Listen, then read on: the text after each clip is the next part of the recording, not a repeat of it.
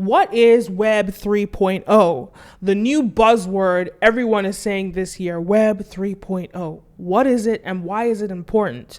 Let's get into that. Web 1.0 was pretty much the beginning of the internet, your dial-up period. And that created the building blocks for global communication. So I'm talking about AOL. I'm talking about those chat rooms that you would go into. That's what everyone did online, really. You just went online to chat or send an email or do those types of things. And it allowed you to communicate with people from all corners of the world. So that was Web 1.0. Then it's around 2006. I would say about maybe 2005, 2003, 2005. We start evolving to this social media era, right? We get High Five, we get Friendster, we get MySpace, and of course, Facebook. So this now is Web 2.0. And that was the beginning of Web 2.0. And this is the building and establishment of social networking, and which enabled everything that you see going on the internet right now. Everything from democratized content, influencers, breaking the music and film and media industries around the world and becoming these YouTube stars and social media stars, etc. But we also see DeFi, democratized finance, with the establishment of cryptocurrencies. NFT, well, no, we're not going to get to NFTs yet. But with the establishment of cryptocurrencies, now governments aren't controlling these currencies. The world is controlling these currencies, or crypto regulators are controlling, right? So we see DeFi, and this is, and the establishment of the creator economy, and that's what, towards the end of Web 2.0 has established and created. Now, we've just entered a new era of the internet, and it's called Web 3.0. Now, Web 3.0 is super interesting because, in my view, the way that I would characterize it, it is the collaboration of DeFi and what I call decon. So DeFi being democratized finance and decon being democratized content. And what's the best example of this? NFTs. This period is characterized by the ability to create and to monetize online, to communicate, to engage, and so many more things. Now, it's too soon to tell the way that this period is going to evolve and what it's going to be like at the end of this era. But what is for certain is that what we're seeing is DeFi and decon. And what I think is so interesting, because I went to a conference in 2015, we all understood consumer behavior. We all knew that everybody was on their computers. Everybody was on their phones. Nobody was watching TV anymore. And this was a media conference, the biggest TV conference in the world, MIP TV. And we all understood that, but the guy was saying, guys, we have to figure out a way to move advertising dollars from television to online, because that's where eyeballs are. And that was the pressing point that was the point he was making. No, this was 2014. We need to put capital online.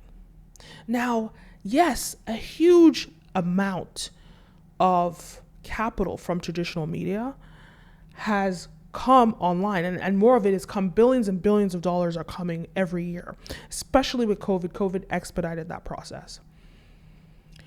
But what I think is super interesting is what DeFi is doing. Because with DeFi, with NFTs, we don't need money from traditional media. We don't need money from advertisers anymore.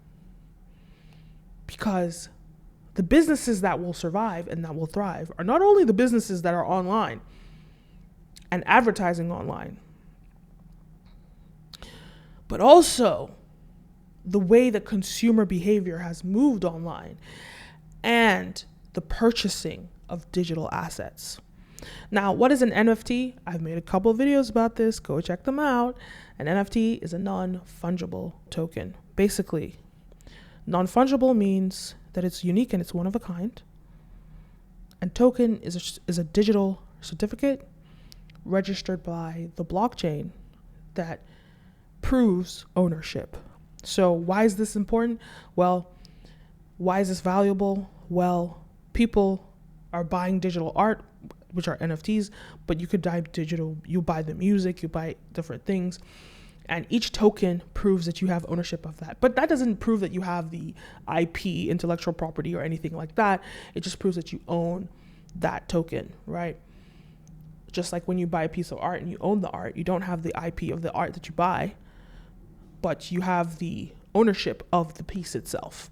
So that's what this token is proving. So with the DeFi we've now seen DeFi collaborate with content creators through NFTs.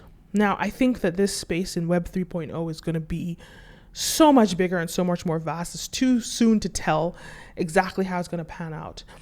But I think that Web 4.0 is going to be when metaverses prevail. I think right now during Web 3.0, we're going to start seeing the establishment of metaverses. And if you don't know what a metaverse is, it's basically a digital world. We see it with Earth 2. We see it with Facebook. Facebook has invested in Oculus. Back in 2014, they invested in Oculus, and they're putting billions of dollars into Oculus, trying to create a metaverse. And we're seeing it with so many other companies. Fortnite, they held a digital concert with Travis Scott during COVID. We see metaverses in many in many gaming companies. So we're seeing the establishment of it, but we don't quite understand exactly what it's going to be like or how it's going to be like. A lot of people are looking at The Matrix or Ready Player One as the example, but I don't think we're getting there. Well, obviously Matrix is quite dramatic, but look at Ready Player One. I don't think we're getting there until Web 4.0, where fully a big percentage of people are going to be on the metaverse. And we know Mark Zuckerberg wants it to be one metaverse controlled by many different companies. It's going to be interesting to see how that will play out. And I think that will be determined by what happens with DeFi and Decon. So that's pretty much what Web 3.0 is all about. If you are interested in that, I'll be talking about that on this channel. So I'm talking about music. I'm talking about content creation, the creator economy. I'm talking about DeFi, democratized finance. That's pretty much what this channel focuses on. And it's because you probably wonder what does the music industry have to do with Web 3.0? Why is it important? The music industry is super important in this landscape because not only is it super, super popular and probably the most popular form of consumption and content consumption is music. But in addition to that, music really evolved during the Web 2.0 era. So, we came from a place with traditional media where music was being purchased as CDs, as mini discs, tapes, whatever, back in the day. And then as soon as we get, websites like MySpace and we get into the Web 2.0 era, there's a lot of illegal downloading going on. Right? People were downloading music illegally. So it really took away from people purchasing music, and it really transformed the music industry. So they had to innovate and figure things out. That's when we saw streaming become popular, around the 2013 era, where people started paying for subscriptions. People started paying for subscriptions for streaming. And you pay and that drastically reduced the money that musicians were making or labels were making. But at the same time, social media gave them a lot of publicity and a lot of visibility and allows them to make money in many ways, from monetization, from touring, merch sales, etc. So they had to create a new infrastructure because of the new media landscape. And what we're seeing in the Web 3.0 era, and it's still a little too early to tell, but it's becoming very clear that this is where things are heading, is in the space with NFTs. We had Tory Lanez and we had Kings of Leon, create an NFT album. And looking at that infrastructure with the NFT world is super interesting to see how it's playing into the music industry. And now it's giving the power to the musicians to sell their own music. And, it will be, which will be an artifact that people can now purchase and own. Now, it's still early days, and I'm going to make a video. And this week I have a video about Tory Lanez's NFT strategy and the flaws and the holes in those. I poke a few holes in those, but it's from these innovative strategies that we're going to see new solutions to these problems. But I definitely believe in the Web 3.0 era. We're going to see a huge transformation, especially in the music industry. So I think it's super important to understand, to keep my ear to the ground and really understand what's going on in that landscape. So this channel, I'm going to be talking about the music industry. I'm also going to be talking about the creator economy, very, very important part of Web 3.0. Pretty much, I think it's the driving force for Web 3.0, and the creator economy is pretty much anyone that creates content and sells it. So that includes the music industry, that includes YouTubers, influencers, all of those.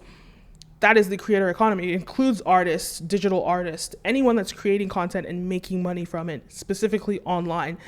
That is the creator economy. Then we're looking at DeFi. We're looking at the crypto world. We're looking at NFTs. We're going to be breaking that down.